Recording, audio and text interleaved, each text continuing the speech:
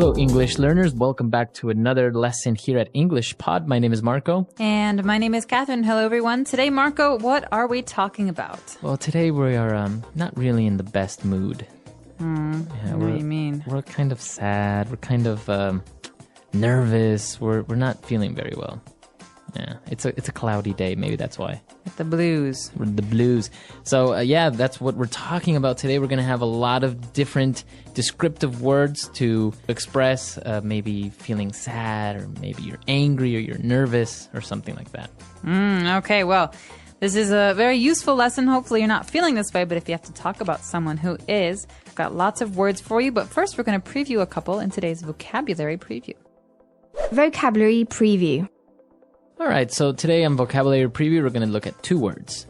And the first one is a way of saying that you feel sad. So basically, I'm feeling down. Okay, down. You might have heard this before because it's the opposite of the word up. Exactly. So you're not feeling up, happy, looking up.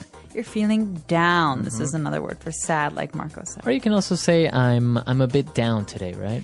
Yeah, I'm a bit down today. Or, you look really down. Are you okay? Yeah, so you look sad. Are you? Is everything okay? So down. So now another feeling or a way that a person is feeling, maybe that person is grouchy. Would you please stop talking so loud, Marco? I think you have... I'm seriously. Don't be grouchy, Catherine. Jeez. No, so grouchy is a way someone acts, usually when they're in a bad mood. Right. So it's not like really angry. You're not angry, but you're not very happy either. And you're not very nice to people. So there's a very famous TV character called Oscar the Grouch on Sesame Street. Look for him on YouTube or Yoku. And he's very, very good for learning about this feeling, grouchy, because he's a grouchy guy. Yeah, he's always angry or never happy, basically. Right, he's always complaining about something. So that word again is grouchy. All right, so after taking a look at these two words, we're ready now to listen to our dialogue for the first time. Let's see what this dialogue is about, if maybe they're grouchy or maybe just sad. Fine.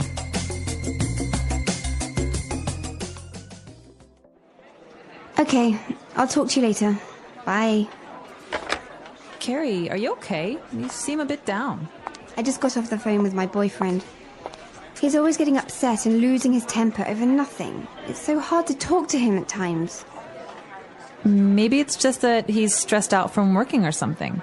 He does have a pretty nerve-wracking job, you know. Yeah, but he's always in a really foul mood. I tried to find out what's bothering him or get him to talk about his day, but he always shuts down and brushes me off. Men are like that, you know. They can feel nervous, anxious, or on edge, and the only way they can express it is by trying to hide it through aggressiveness. I guess you're right. What do you think I should do? He wasn't always as grouchy, you know. Talk to him, try to cheer him up when he's down, and if that doesn't work, I say get rid of him and get a new one. You are something else, you know that.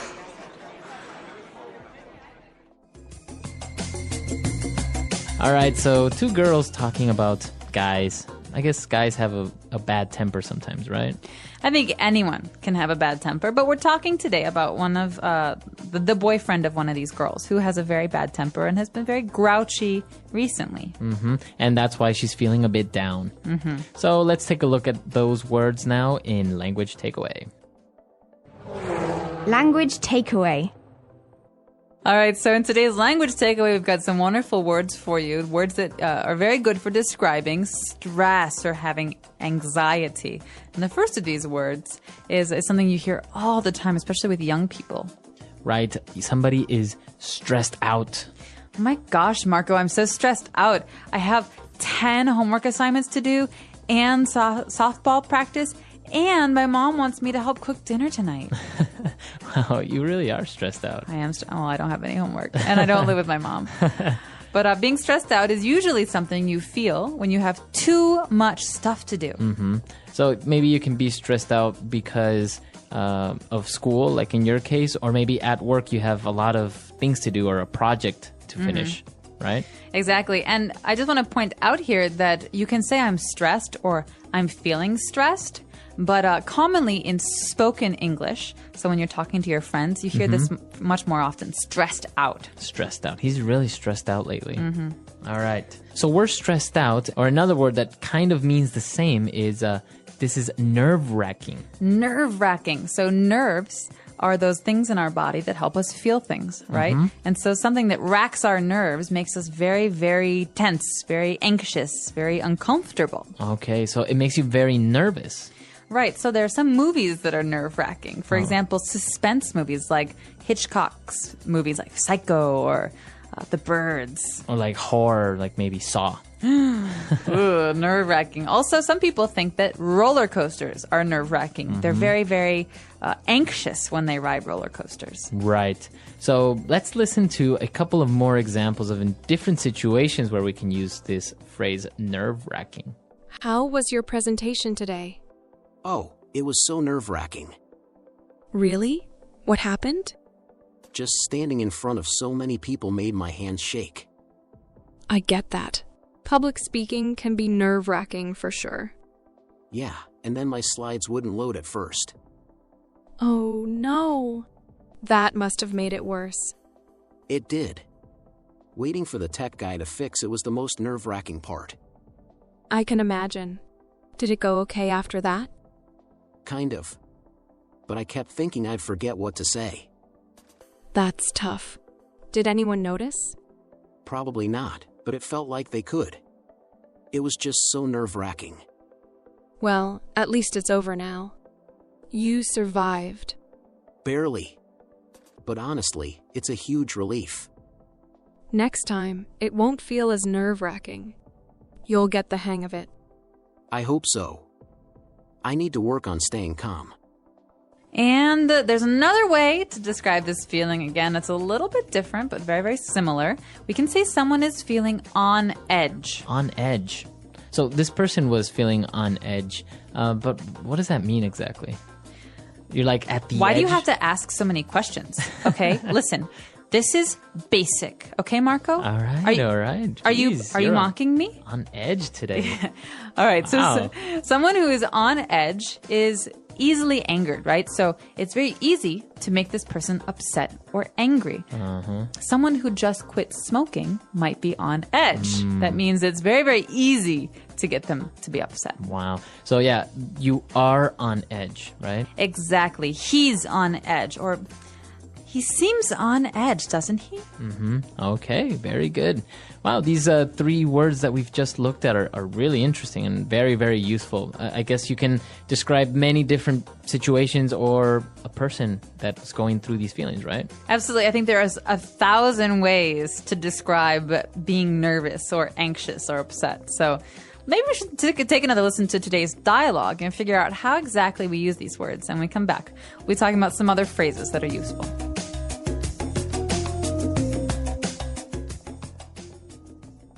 Okay, I'll talk to you later. Bye. Carrie, are you okay? You seem a bit down. I just got off the phone with my boyfriend. He's always getting upset and losing his temper over nothing. It's so hard to talk to him at times. Maybe it's just that he's stressed out from working or something. He does have a pretty nerve-wracking job, you know. Yeah, but he's always in a really foul mood. I tried to find out what's bothering him or get him to talk about his day, but he always shuts down and brushes me off. Men are like that, you know. They can feel nervous, anxious, or on edge, and the only way they can express it is by trying to hide it through aggressiveness. I guess you're right. What do you think I should do? He wasn't always this grouchy, you know. Talk to him, try to cheer him up when he's down, and if that doesn't work, I say get rid of him and get a new one. You are something else, you know that.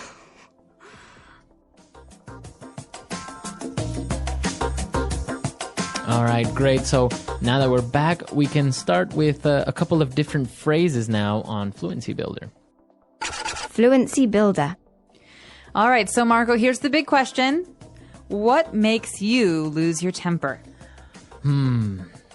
I think what makes me lose my temper very, very easily is like a dirty house or like a dirty room. Really? You're a neat freak. Not really neat freak, but like if it's not at least semi-clean, you know, it really bothers me. Okay, so this great phrase, lose your temper or lose one's temper, is a phrase we use in English to describe getting angry. All right? So maybe you're okay, you're a little frustrated with something, but someone does something like throws all of their clothes on the floor. And Marco here says, oh, that's it. I'm tired of this. You're always throwing your clothes on the floor. And that's an example of Marco losing his temper. What about you? What makes you lose your temper? You hear this? What is that? Oh, drilling? Construction? When hammering? people tap, tap, tap, tap, tap, tap, tap, or when they like stomp their feet, or like when they're nervous. When they make noise, And so slowly it's like, okay, fine, calm down. It's okay. Okay, no, seriously, stop it. Seriously. And then all of a sudden, I just can't stand it anymore. You explode. Exactly. So. All right. So that's what makes you lose your temper. I'll be sure to keep my eye out for that and not tap my pen. Don't. All right. So, okay, you lose your temper. And now there are situations sometimes where you need to brush someone off. All right. Or when you get brushed off, and that's not very good feeling. But this phrase, to brush someone off, you've heard the word brush before. It's the word that we use to brush your hair or brush your teeth. Exactly. When you brush someone off, it's like saying that you're ignoring them. Yeah, so you ignore them or you basically tell them to go away very subtly sometimes or very directly. Exactly. And so to brush someone off is to avoid their company. And so a lot of times when people are angry, they like to be alone. So they brush you off. Mm-hmm. So I could say, hey, did you want to go see that movie tonight? No, I can't. I have to do something tonight. And then Marco walks away while we're talking. He's brushing me off. He's ignoring me. Yeah. So it happens. And also maybe some people can make up excuses, and that's also brushing someone off, right? Right, exactly. So to brush someone off or he brushed me off doesn't feel good. All right. And well, all of these bad feelings, brushing somebody off, maybe you feel stressed out. In the end, you always need a good friend to cheer you up, right? And that's what this dialogue is all about. Exactly. And so friends are actually the people that do that the best, or family, I think. And, we can break this phrase down because most of it's pretty clear. But cheer might be a new word for some of our listeners. Yeah, maybe we've heard of the term cheerleader. Like, give me an A, give me a B. Hey. So cheer, or people cheers. Cheering. Or cheers when the beer, yeah. So cheer is like happiness. Mm-hmm. So someone who can cheer you up is someone who makes you happy. Remember that down we had earlier? I'm feeling down. Mm-hmm. We're trying to cheer someone up. We're trying to make them go up and be happy.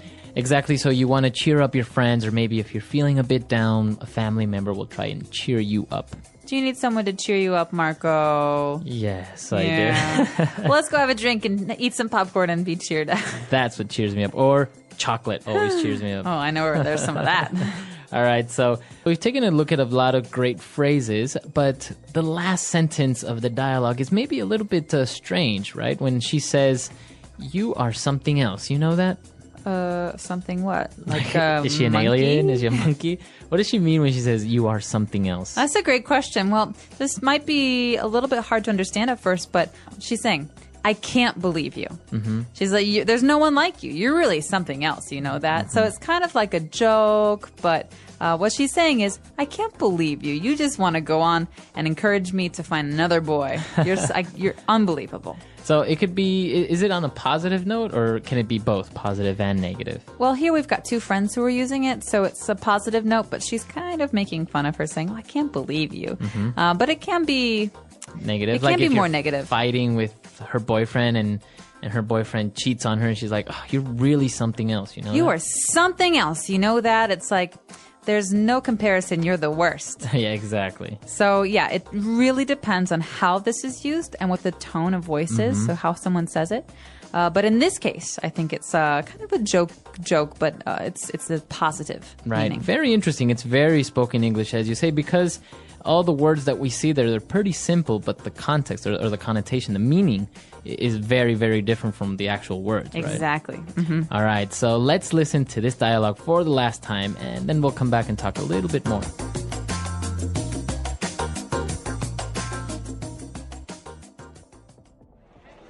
Okay, I'll talk to you later. Bye. Carrie, are you okay? You seem a bit down. I just got off the phone with my boyfriend. He's always getting upset and losing his temper over nothing. It's so hard to talk to him at times. Maybe it's just that he's stressed out from working or something. He does have a pretty nerve-wracking job, you know. Yeah, but he's always in a really foul mood. I tried to find out what's bothering him, or get him to talk about his day, but he always shuts down and brushes me off. Men are like that, you know. They can feel nervous, anxious, or on edge, and the only way they can express it is by trying to hide it through aggressiveness. I guess you're right. What do you think I should do? He wasn't always this grouchy, you know. Talk to him, try to cheer him up when he's down, and if that doesn't work, I say get rid of him and get a new one. You are something else, you know that.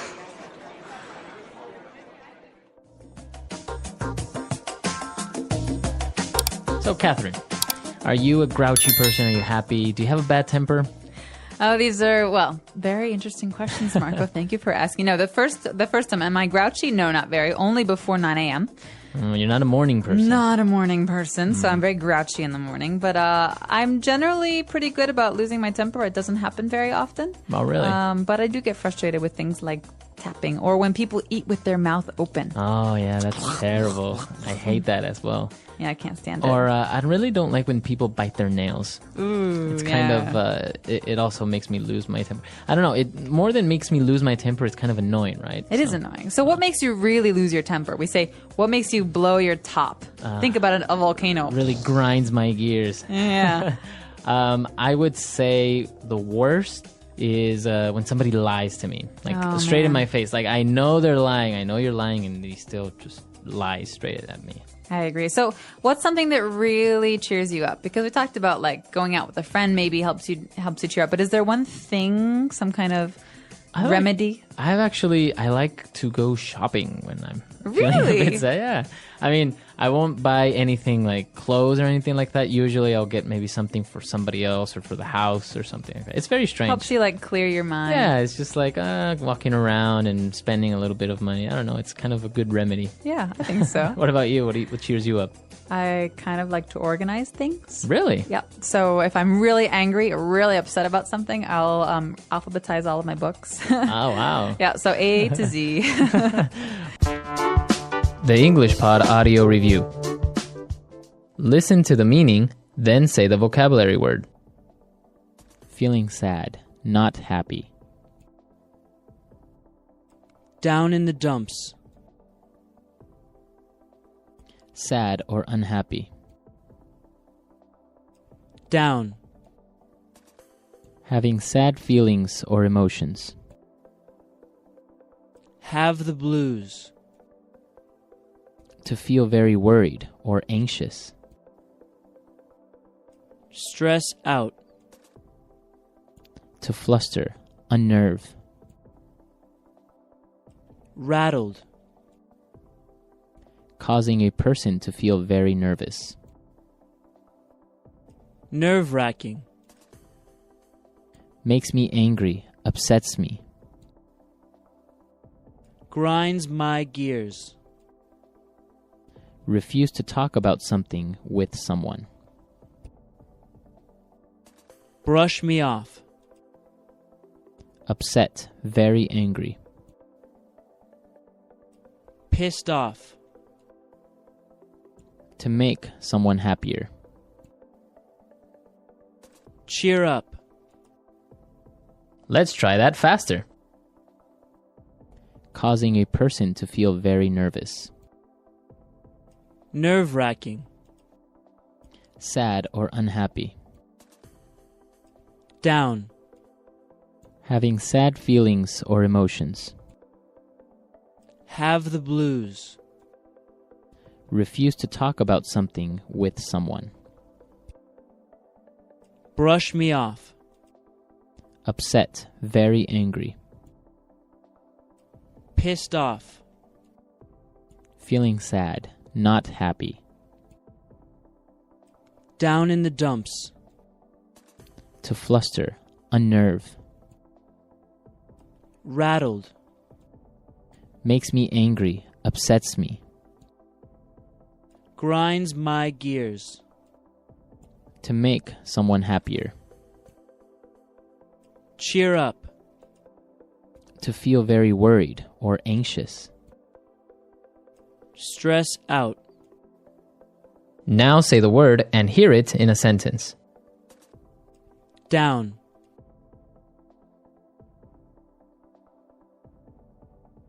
Ben is feeling a bit down today since his girlfriend broke up with him. Down. Are you okay? You seem down today. Down.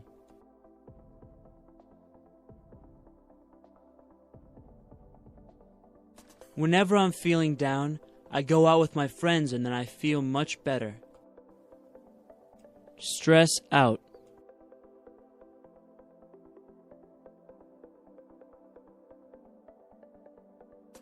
David has been really stressed out lately. His boss is putting a lot of pressure on him in his new job. Stress out.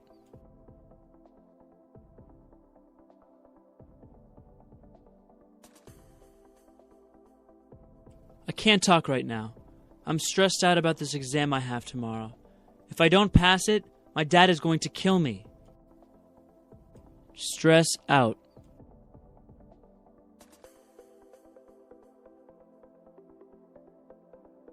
Are you okay? You seem to be really stressed out lately. What's going on? Nerve-wracking.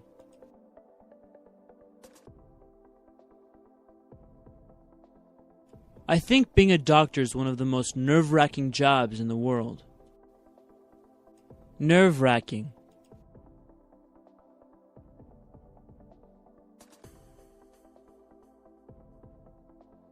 Skydiving was one of the most nerve-wracking experiences of my life. I almost had a heart attack.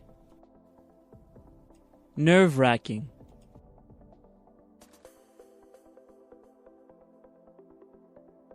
The final match between Brazil and Italy was incredibly nerve-wracking. Brush me off.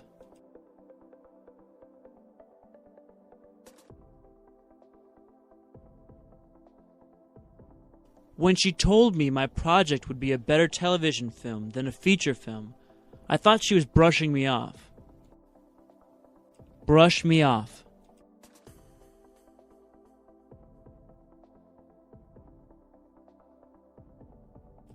I asked her out on a date many times, but she always brushed me off, making up some excuse. Brush me off.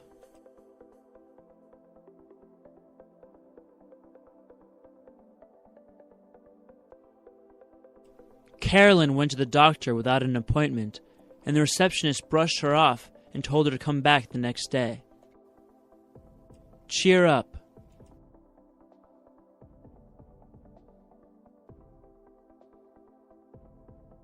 I hate it when people try to cheer me up when I feel sad. I just want to be left alone. Cheer up.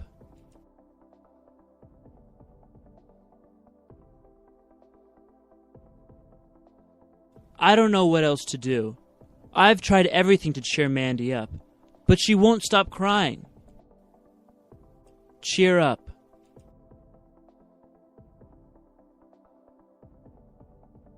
You know what really cheers me up when I'm sad? Shopping.